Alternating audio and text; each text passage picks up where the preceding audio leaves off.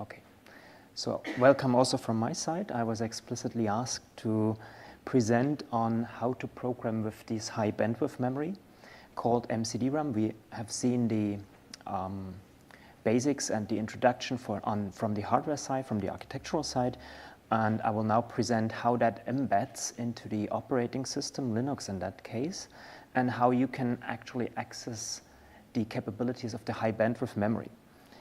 And for this, we have a slight terminology or an introduction on terminology for these MCDRAM modes. We have heard about clustering modes earlier on. We also have these memory modes like cache or flat mode, and we will look into this. And then I will go a little bit deeper into the cache mode usage and the flat mode usage. And Tim already confirmed that you can have both modes available on the KNL cluster here available. And then I will also go into the specifics on how to use the flat mode, which is the explicit mode to utilize the high bandwidth memory from an application point of view, and how you can do this from a C program or from a Fortran program perspective. And for that, I think we can skip over the KNL architecture overview. We've seen that slide in the previous presentation and jump right into the integrated on-package memory.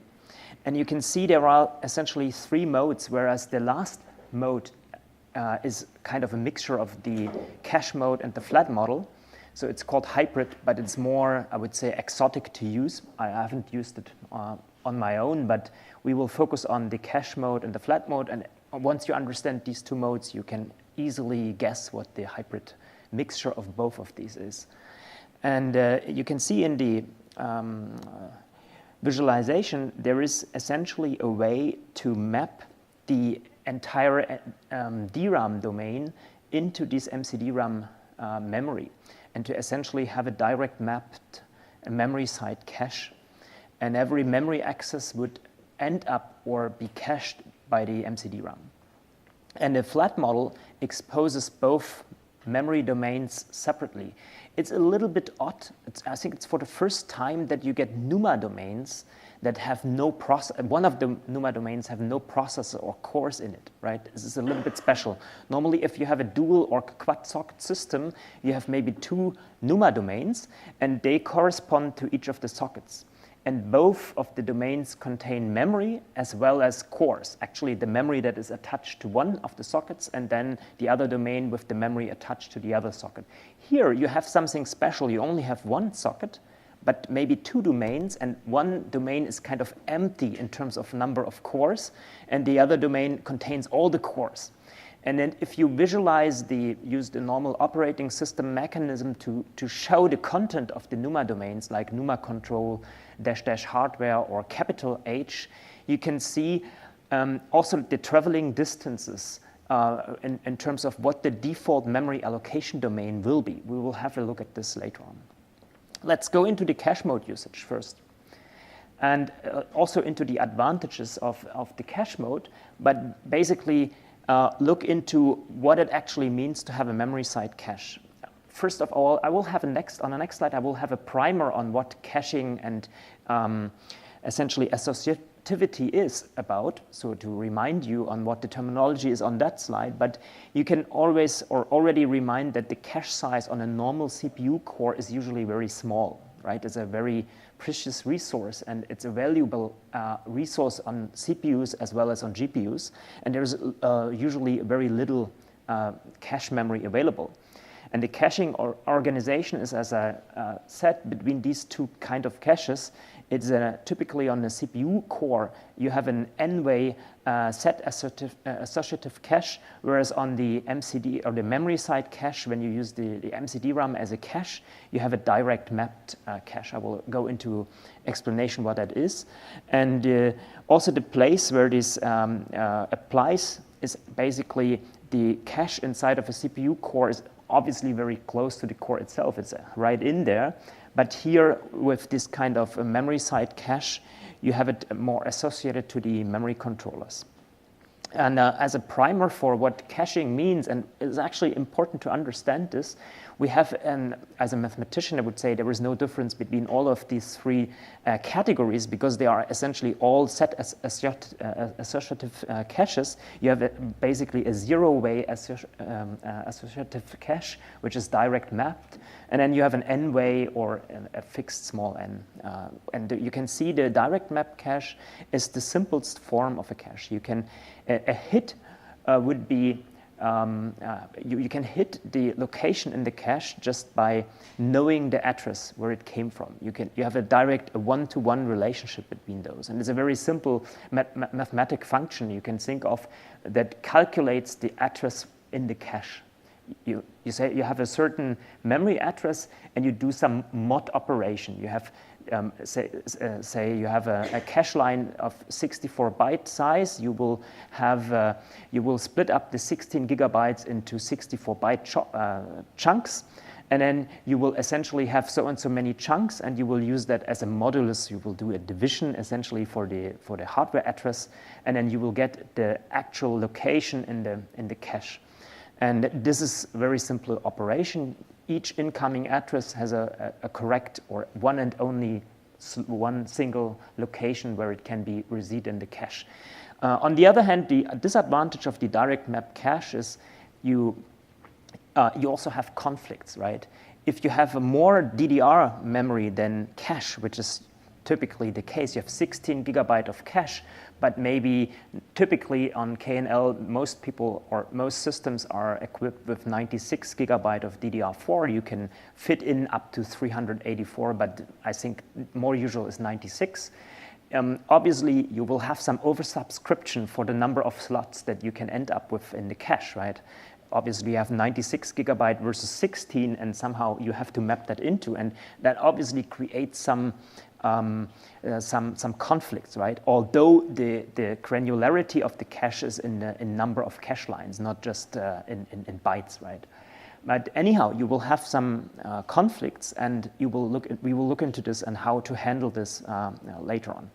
There are other explanations on fully associative caches and n-way associative, and they are basically hybrids or extreme cases of associativity. You essentially some of the caches, you will chop it up into buckets essentially, and you will have a mapping or a modulus function that maps you into a bucket, but within the bucket you would have the need for a full search in order to find the hit in the cache.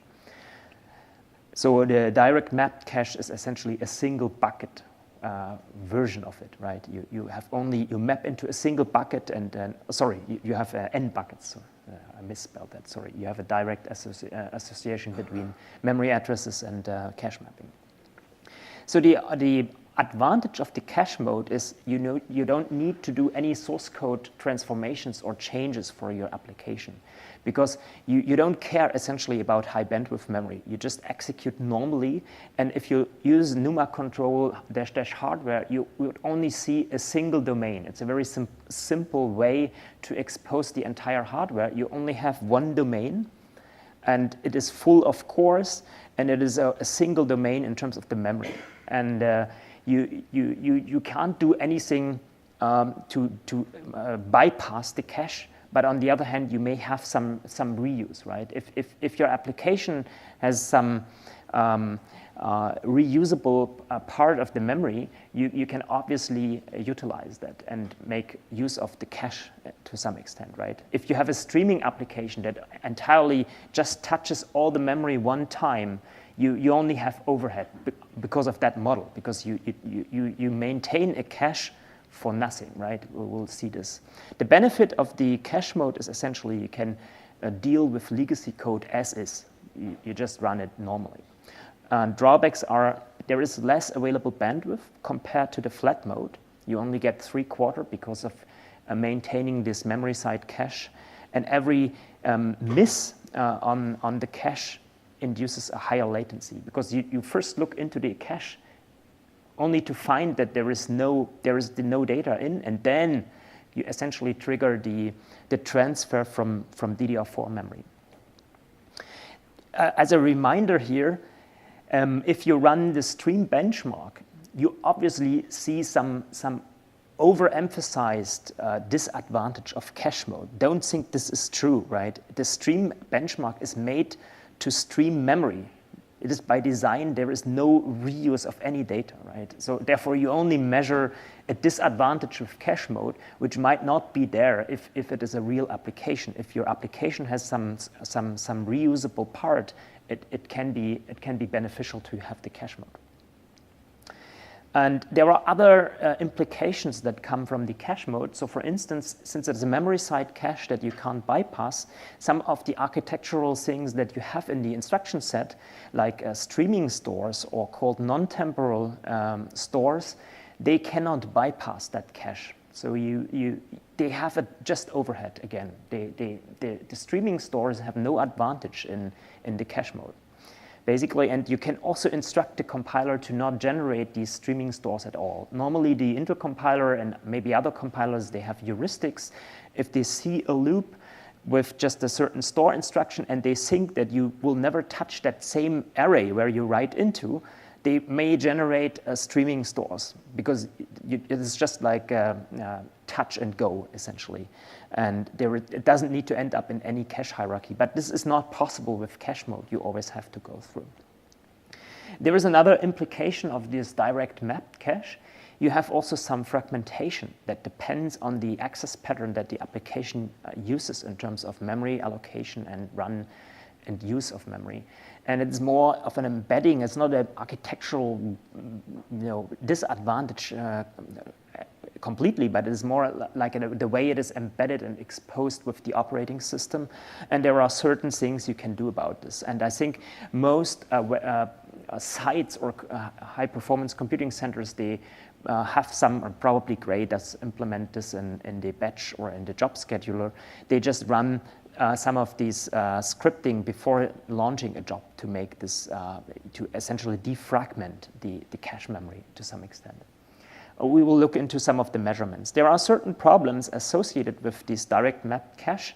So for instance, you can have a degraded performance over time, or it looks at least like this. It looks like if you run the same application 2 days, 4 days later, and a lot of your colleagues scratched on the system and did something else before you, or just run the same application, because of memory usage and access pattern and allocation and deallocation, the performance looks degraded, and you can measure that. For instance, with the stream triad benchmark, you can see this on the top. This is the application we run here is stream triad, and you can see how the performance degraded. On the x-axis, you could say day after or the number of days that the system is up, but it is essentially something else, right? It is we run as an experiment a mix procedure, which is the same application with different workloads or different applications. And then you can see this, and you can resurrect from that deficiency. You can essentially put something into the job launcher and essentially defragment some of the operating system structures in the Linux kernel to get rid of this, degradation and performance. And the part or the tool or the script that does that is called the zone sort. I will think that it is mentioned on the next slide. This is a very detailed insight, right? You can look at this later on and what the measurements are. But the important message here is the vendor or the compute center probably put something in place like zone sort that helps you to resurrect from that problem, which is associated to the cache mode. Here is another application showing the same pattern, right? This is HPCG. Similar to stream benchmark, and you can see degraded performance over time or after running a mix of access patterns here. Anyhow, so there is a zone sort workaround proposed, and I think it's upstreamed partly, or it is part of some curious package that we call XPPSL, which is like the many core platform software stack follow-on that you perhaps know from the KNC timeframe. And it introduced some script in the 1.4 release that gets rid of this problem. And triggering the zone sort restores the initial performance. You can also measure that and see that you can resurrect from that problem. Anyhow, I don't want to talk about problems, but more on the usage side. So you can also go for the flat mode usage, where you have absolute control, where you can place some of your arrays or data allocations in the fast memory explicitly, right? And usual or good candidates are all arrays that are contiguously accessed with, where latency is not the main bottleneck, but when you essentially have something that demands bandwidth, then you might allocate, say, all the large arrays that contain data or operands for your hopefully heavy instructions or heavy math, that they can be allocated in the flat mode or the high bandwidth memory explicitly. So accessing the MCDRAM in flat mode works like doing some there are POSIX extensions to the memory allocation, or you can just use libnuma on the Linux operating system that allow you to place the memory allocation in a particular NUMA domain. This is nothing new that always existed. You could do this prior to KNL. With multi-socket systems, you could essentially allocate memory on one of the two socket domains if you wanted to do that. It was possible. But now there is a good package that made that more convenient, and essentially it's called memkind. It is a library that you can see also on GitHub, which essentially packages this together with some fast memory allocator, which is hopefully good enough and good for HPC applications as well. It also brings something that helps you with scalable memory allocations, like when you allocate memory in threaded regions and things like this, it might be just under one hood packaged. And you can just use and operate with that normally from C and C++ applications.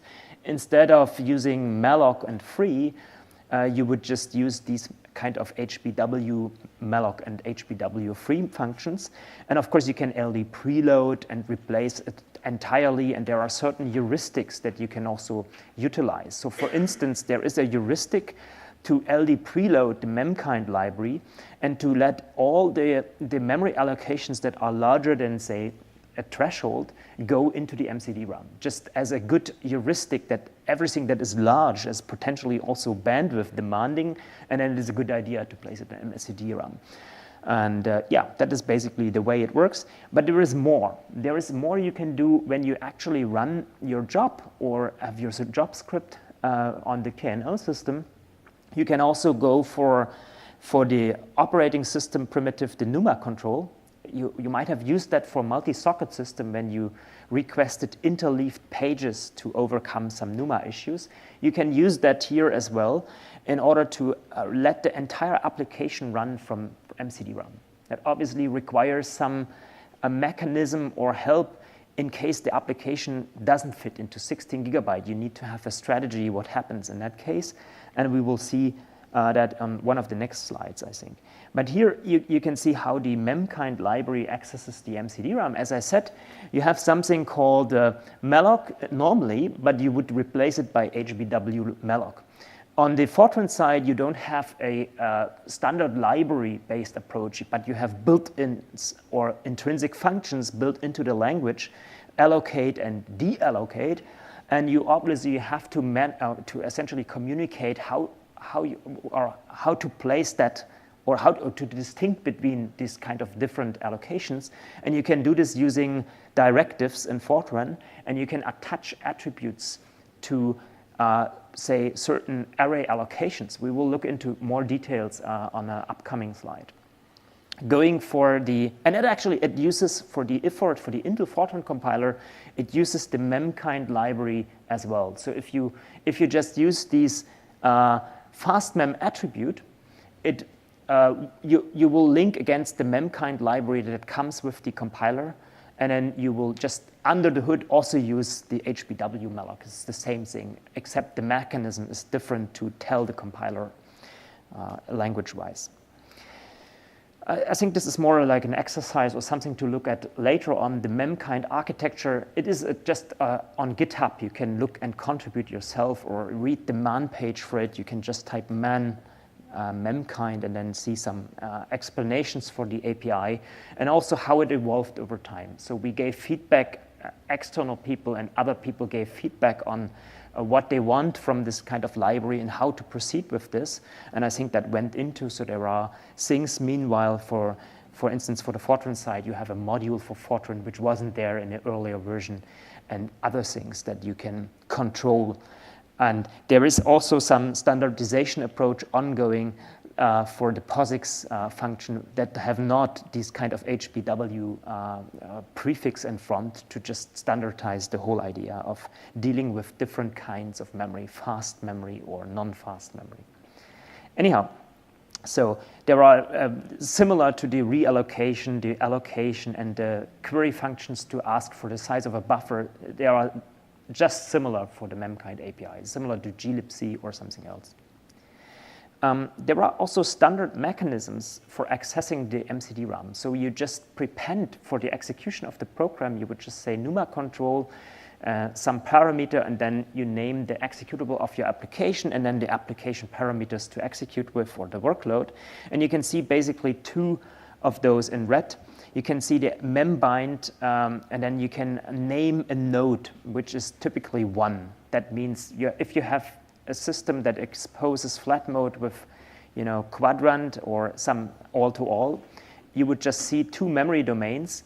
Domain 0, which is the DDR4 RAM domain. You can see it's 96 gigabyte typically. If you look with memkind, NUMA control dash capital H, you would see there are two NUMA domains listed in the table, one with 96 gigabyte and another one with 16. And then you would just run the entire application by saying membind equals 1, then it runs entirely out of this MCDRAM. It is a good mechanism. Basically, it also doesn't require any source code change, right? You would just recompile, or you would just compile and run your application normally, except that you execute it with the NUMA control helper or utility. And then there is also a deviation, slight deviation. It's basically the strategy on how to deal with out-of-memory situations. You can also tell the NUMA control utility to fall back into DDR4 once you are out of out of MCDRAM, right? If your application eats up more than 16 gigabytes, what happens? You could, of course, it could terminate with some exception or error, but if you tell NUMA control dash preferred, you would just fall into the DDR4 RAM, right? You eat up all the 16 gigabytes, and then the rest of your allocations end up in the DDR4, which is reasonable, I would say. And sorry, this is just the wrong direction. NUMA control appears to make the flat memory mode almost as convenient as the cache memory mode. However, you should keep in mind, despite of this membind and preferred policy, there is a little bit a lack of control. What happens in the OOM situation, which is out of memory situation.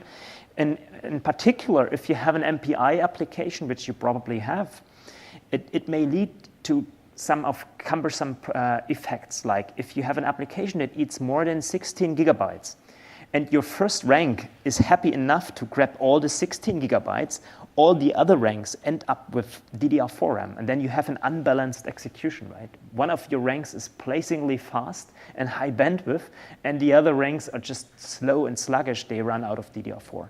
This is something to keep in mind, and probably that's also easy to fix. You could use tools that essentially pre-chunk the 16 gigabytes and make the MPI run aware of a fixed slower or lower limit, essentially lower limit than 16 gigabytes.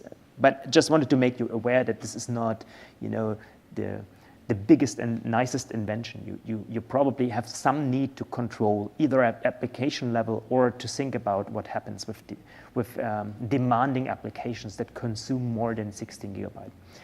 There is one topic left, I think, that's probably interesting to all of you. I don't know, I think most of you or some of you will program in C++, but there is some coverage for the Fortran side, and how to deal with dynamic memory in Fortran is, it's not a new topic. It's unlike C, you have a built-in a malloc type API, or you don't have a malloc type API, you have built-in intrinsics like allocate and deallocate.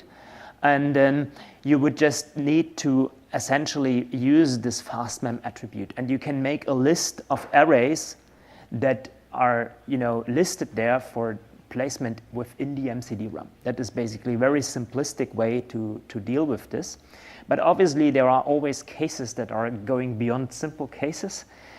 First of all, I will look at this on the next slide, but some other interesting thing is the Fortran 2003 standard requires that the allocatable variables are automatically be deallocated when they go out of scope. Just as a reminder, that is like more like a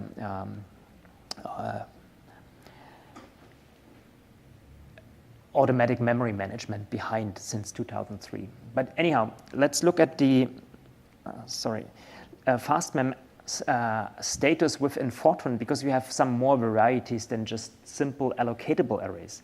You sometimes have, for legacy reasons, pointers that are not attributed as allocatable, but actually attributed as pointers, right?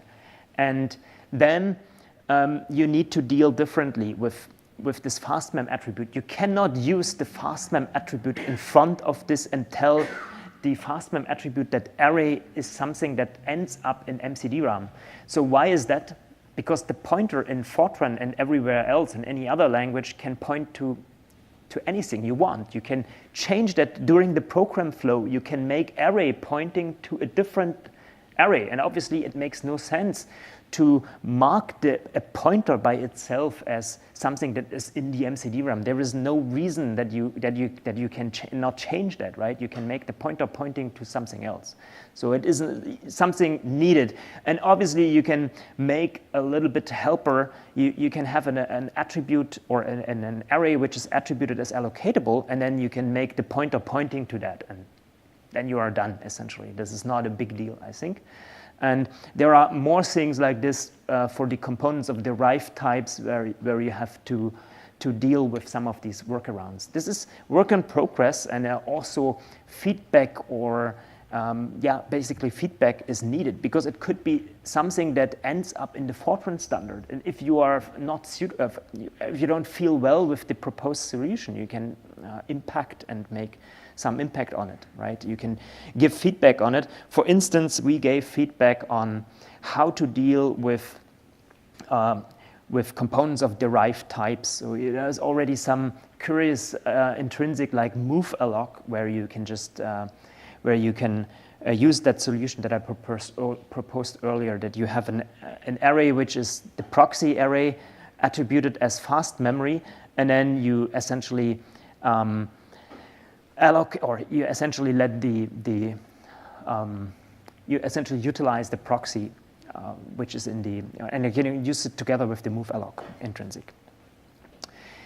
There is something else you can do. The pointer attribute is also explicitly available with the HBW malloc module. I think it's a colleague of our team who wrote it initially and contributed it to the memkind library. But let me pick up the question here. There is one question. Yes, sorry. Can you go back one slide? Yeah, sure. One slide back. So it looks like you have to put the attribute just after the allocate, but not. Cool. So I was expecting to put the attribute actually just before the allocate. And yeah, this is one of the things that we propose. A while ago we did some suggestions on how to improve the way the FastMem attribute is incorporated with the Fortran compiler, and we made suggestions on. I think this is actually one slide or two slides later, where we also wanted to have it working together with the allocate intrinsic by itself, right? To tell essentially the allocate function that is an allocation that should end up in MCDRAM, right? It's more natural. Here it is associated to the declaration of the variable, whereas allocate is the actual allocation, but this is not this, right? This is very good feedback, and it's a very obvious feedback, and we already told them to do so, right? I will show that. I was on this slide about Fortran FastMem status, and I think there is more about Fortran and dynamic memory, and you can see exactly what you asked, basically.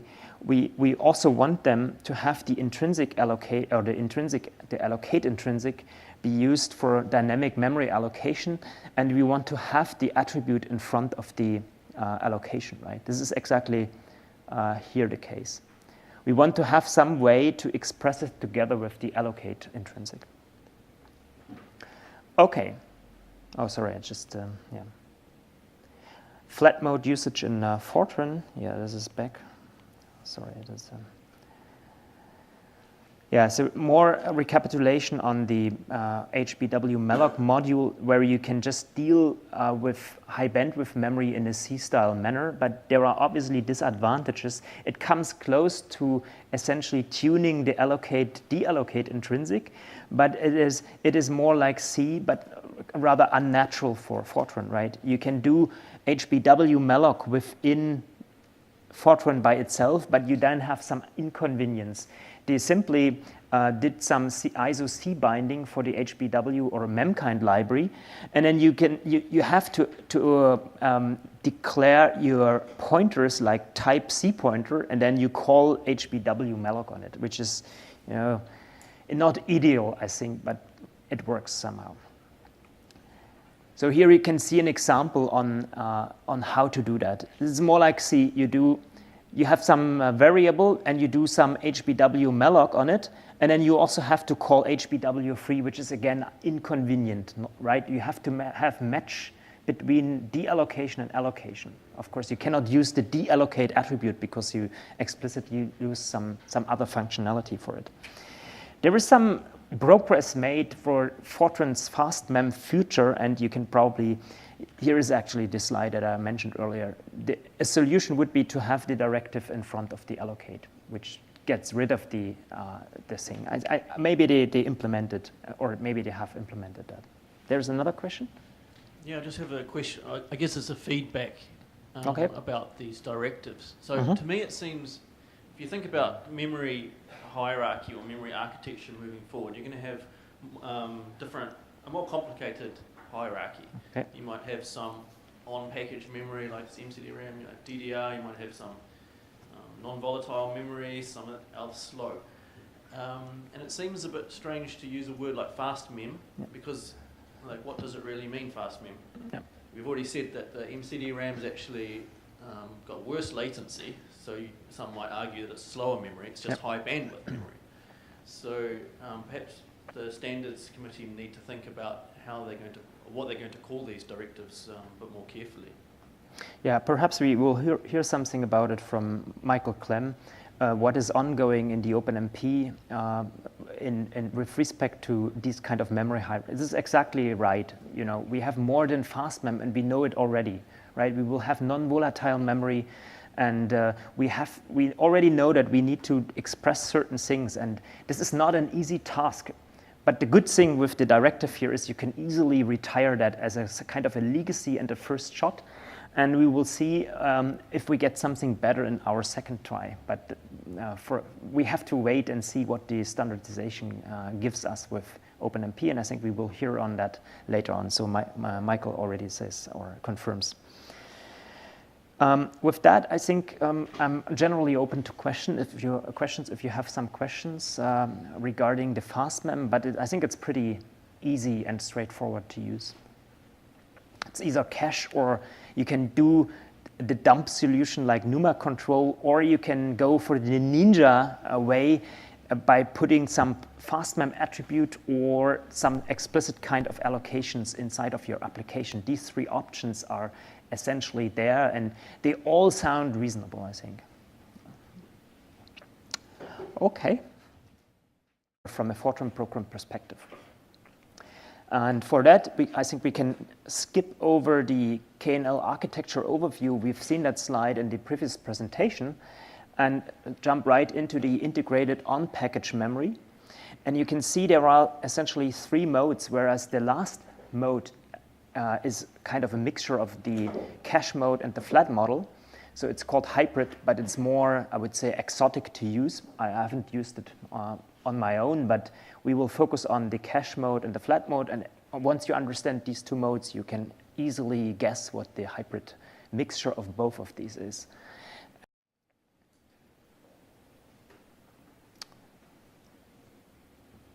Okay, so welcome also from my side. I was explicitly asked to present on how to program with this high bandwidth memory called MCDRAM. We have seen the basics and the introduction from the hardware side, from the architectural side. And I will now present how that embeds into the operating system, Linux in that case, and how you can actually access the capabilities of the high bandwidth memory.